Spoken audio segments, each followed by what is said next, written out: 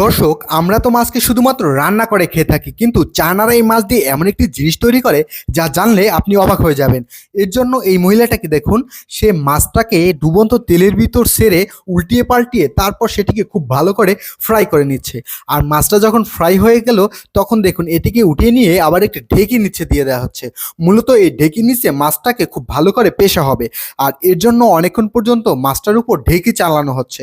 আর একটি নির্দিষ্ট সময় পর যখন এই মাছটা খুব ভালো করে পেশা হয়ে গেল তখন সেই মাছটাকে দেখুন তারা আবার উঠিয়ে নিচ্ছে। এইবার মাছের এই অংশগুলো তারা বড় একটি কড়াইয়ের ভিতর গরম পানি রেখে সেই গরম পানির ভিতর ঢেলে দিচ্ছে। মূলত এগুলোকে আবার খুব ভালো করে সিদ্ধ করতে হবে, আর এগুলো সিদ্ধ হয়ে আসলে একটি ঝাঁপের ভিতর রেখে এগুলোকে সেঁকে নেওয়া হচ্ছে।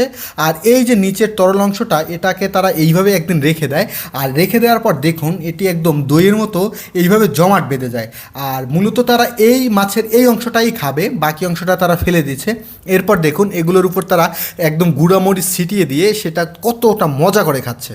এরপর চায়নার এই ভিডিওটি দেখুন। মূলত আমরা যেখানে নলকূপ থেকে পানি সংগ্রহ করে সেই পানি পান করে থাকি, কিন্তু চায়নারা এখনও আদিম যুগের পদ্ধতি অবলম্বন করে। মূলত তারা এই যে কূপ থেকে পানি সংগ্রহ করে তারপর খেয়ে থাকে।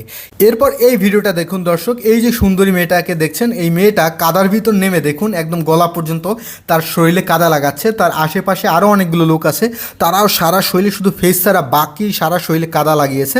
মূলত তারা সুন্দর হওয়ার জন্য চায়নার লোকগুলো এই কাদা থেরাপি নিয়ে থাকে। এরপর এই লোকটাকে দেখুন, এই লোকটা মাছ ধরার জন্য একটি জাল মারলো। তো দেখা যাক তার জালে কি মাছ আসে। এই যে দেখুন জালটা উঠাচ্ছে, এই যে কত বড় বিশাল একটি মাছ উঠে আসলো তার জালে। কিন্তু কপাল খারাপ, এই যে মাছটি ছুটে যাচ্ছে। দেখুন সে আবার পুনরায় মাছটি কোনোরকম জাল দিয়ে পেঁচিয়ে ধরে একদম উপরে নিয়ে আসলো, যাতে এইবার আর না ছুটে যায়। এরপর এই মেয়েটাকে দেখুন, এই মেয়েটা এখানে হচ্ছে মাছের শুটকি বানাচ্ছে। চায়নারা মাছের শুটকি বানানোর আগে দেখুন মাছগুলো কতটা সুন্দর করে ধুয়ে মুছে পরিষ্কার করে না, দেখলেই বুঝতে পারবেন।